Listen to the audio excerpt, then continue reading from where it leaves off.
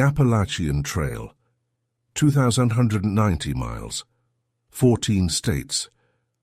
The longest hiking trail in the United States. Every year, 3 million people walk some part of it. Thousands attempt the full through hike. Most of them finish with stories about blisters, rainstorms, and the kindness of strangers. But some sections of the trail have different stories. Not about the difficulty, not about the weather, about the hikers who went in and didn't come out. Search and rescue teams know which sections. Trail angels know which shelters. Locals know which turns. There's a pattern. It's been there for decades. Nobody talks about it. Tonight, 5 people share what they know. They're not conspiracy theorists. They're not paranormal believers. They're hikers, volunteers, and rescue workers who noticed something they couldn't explain. The Appalachian Trail has a pattern, and it's still happening. I've hiked this trail 6 times. The 7th time I got lost in broad daylight. This story comes from a man named Thomas, 44 years old. He's hiked the Appalachian Trail end-to-end twice. Section hiked it 4 more times. Over 8,000 miles on the same trail. He knows every blaze, every shelter, every water source. September 2022. Thomas was doing a familiar section in Virginia. 3 days. A route he'd done at least a dozen times.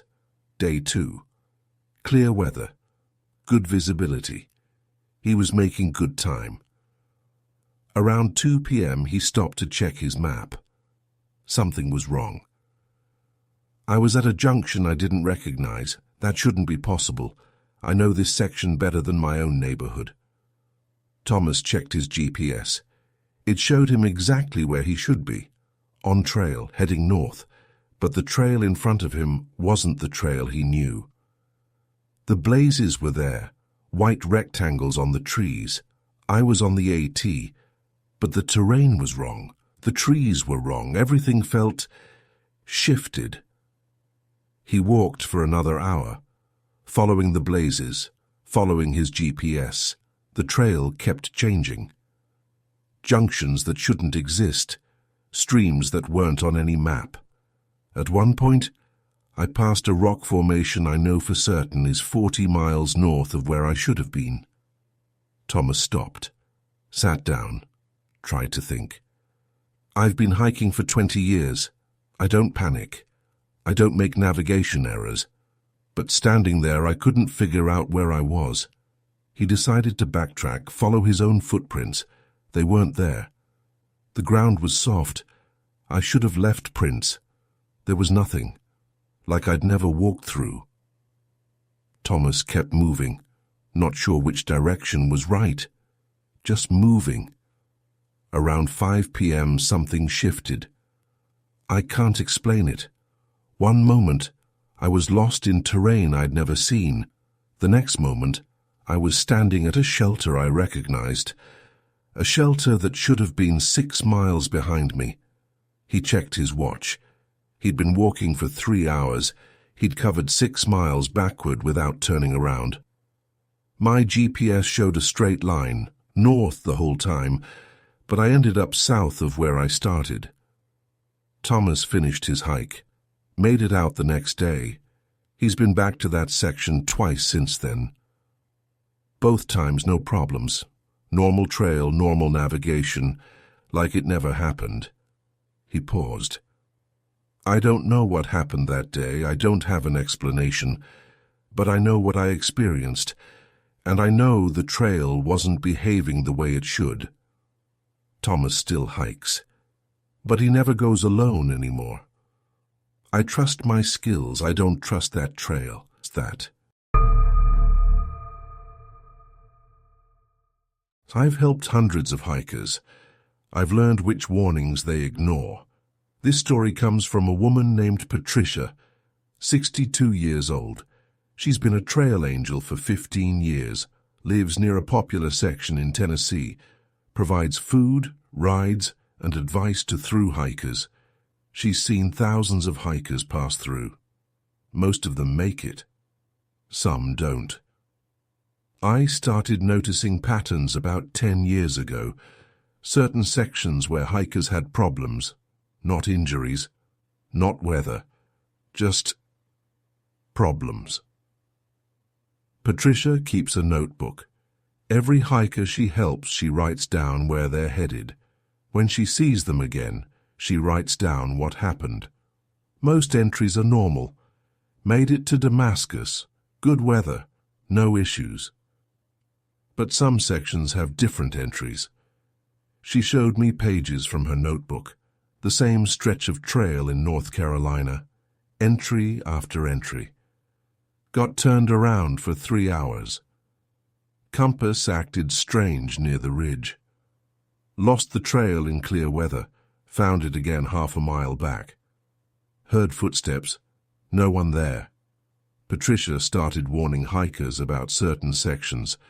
I tell them, when you hit this part, don't stop, don't camp, don't explore off trail, just keep moving until you're through.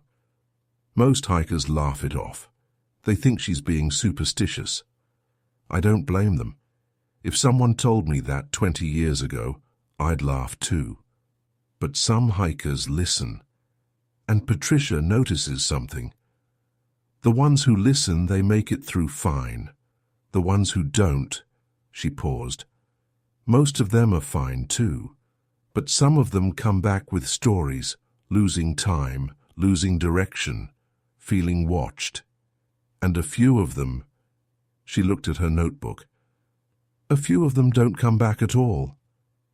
Patricia doesn't claim to understand what's happening. I'm not saying there's something supernatural. Maybe it's magnetic interference. Maybe it's terrain that confuses people. I don't know. But she keeps giving the same warning. Some sections of this trail you don't stop, you don't linger, you just get through as fast as you can. She closed her notebook. I've been doing this for 15 years. I've helped hundreds of hikers, and the ones who listen to me, every single one of them, made it home. Same turn, same day, same hour, 3 different years.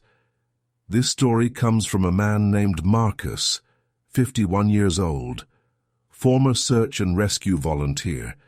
He spent 12 years helping find lost hikers on the Appalachian Trail. Marcus has been part of dozens of searches, found people alive, found people dead, found people who'd made simple mistakes in difficult terrain. But one search changed everything. 2017, a hiker went missing in a section of the trail in Georgia. Experienced guy, good gear. Told his wife he'd check in every night. The hiker missed his check-in on a Tuesday. Search started Wednesday morning. We found his tent, found his pack, found his food hanging from a tree, properly stored. No sign of animal activity, no sign of foul play. They never found him. We searched for 8 days.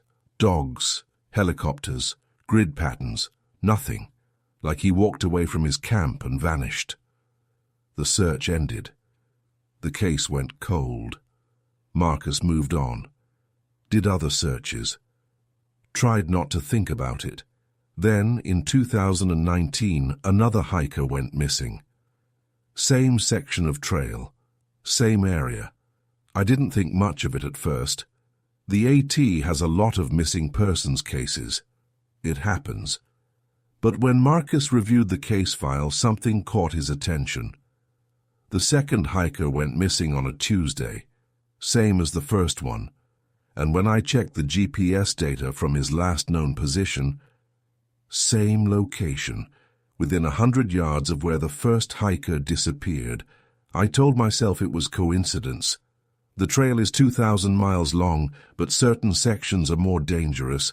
Maybe this was just one of those sections. The second hiker was never found either. Marcus kept track after that. Watched the missing persons reports. Waited. In 2021, A third hiker went missing. Same section, same area. I pulled the report before anyone asked me to. Tuesday, the hiker was last seen heading toward the same turn in the trail, the same turn where 2 other hikers had vanished. I checked the times. The first hiker's wife said he usually made camp around 4 p.m. The second hiker's GPS showed his last movement at 4:15 p.m. The third hiker told a passing group he was stopping soon. That was at 3:45 p.m. Same turn, same day of the week, same hour, 3 different years. The third hiker was never found. I brought this to my supervisor, showed him the pattern. Dates, times, locations, all matching. His supervisor looked at the data. He said it was coincidence, said the trail has thousands of hikers and sometimes patterns emerge randomly, said I was seeing connections that weren't there. Marcus quit search and rescue 6 months later. I couldn't keep doing it. Every time we got a call from that section, I knew what we'd find. Nothing. We'd find nothing. He looked at me. 3 hikers, 3 years, same spot, same day, same time, all experienced, all prepared, all vanished without a trace. He shook his head. That's not coincidence. That's a pattern, and patterns mean something. I asked him what he thought was happening. I don't know, I don't want to know. But I'll tell you this, I've told every hiker I know about that section. I've told them the days. I've told them the times. He paused. Most of them think I'm crazy. That's fine. I'd rather be crazy and have them alive than right and have them gone. The section is still open. The trail is still marked. Hikers still pass through every day. I check the missing persons reports every few months. I'm waiting for the 4th one, same turn, same day, same hour. He looked at me. It'll happen. Patterns don't stop. They just keep repeating until someone figures out why. No one has figured out why. The pattern continues.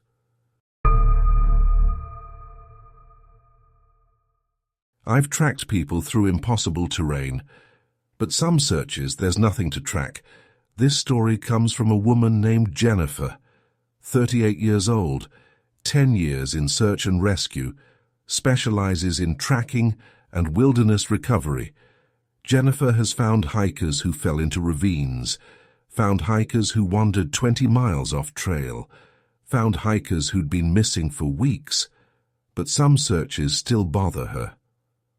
The ones where there's no trail, no sign, no logical explanation for where they went. She told me about a search in 2020. A day hiker in West Virginia went out for a 6-hour hike, never came back. We got the call that evening, started the search at first light. Jennifer's team found the hiker's car at the trailhead, found where he'd signed in at the register, found footprints for the first mile of trail. Then, nothing. The footprints just stopped, middle of the trail. Clear ground, good conditions for tracking. One moment he was there, the next, she made a gesture with her hands.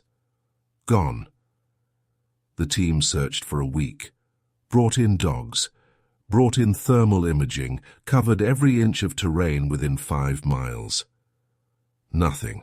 No tracks leading off trail. No sign of a fall. No animal activity. No evidence he'd ever gone beyond that point. But he did. He had to. People don't vanish from the middle of a trail. That's what I kept telling myself. There has to be a trail. There has to be evidence. People don't just disappear. The search ended without resolution. We never found him. Never found his gear.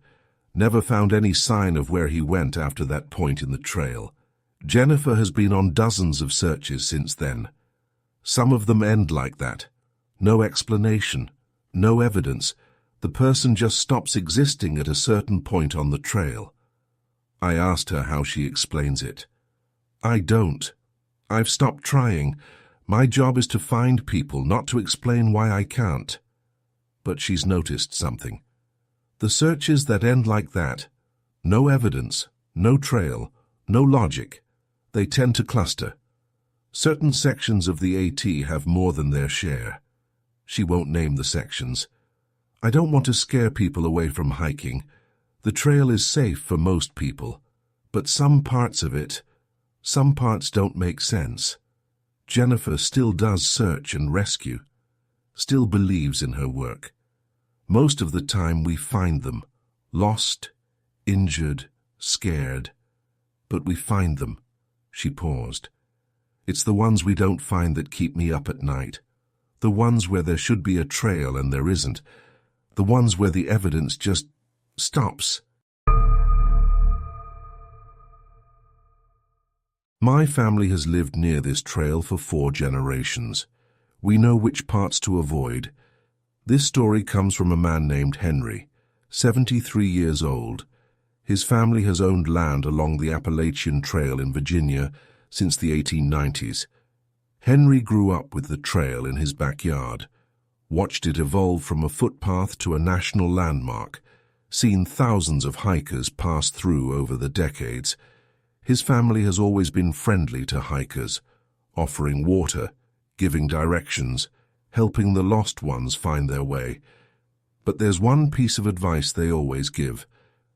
When you hit the section past the old logging road, don't stop, don't camp, don't sit down to rest. Just keep walking until you're through. Henry's grandfather gave that advice, his father gave it, now Henry gives it. Most hikers don't listen. They think we're old-timers telling ghost stories. That's fine. Most of them get through just fine. But some don't. My father used to say, that section takes one every few years. It's patient. It waits. Henry doesn't know what his father meant by it. Neither did his father. It's just something we've always known.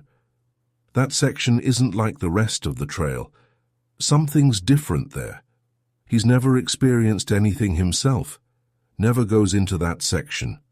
Never has. My grandfather told my father, the land knows who belongs and who doesn't. We belong. They don't. I've never tested that theory, but he's seen the aftermath. Search parties coming through, helicopters overhead, families posting flyers at the trailhead. Happens every few years, always the same section. Henry has talked to the search teams, shared what he knows, given them his family's maps. They thank me. They search. They don't find anything, they leave. And then it happens again. I stopped counting after a while. Too many names, too many families, too many searches that end with nothing. Henry still gives the same advice to every hiker who passes his property. Don't stop in that section. Don't camp.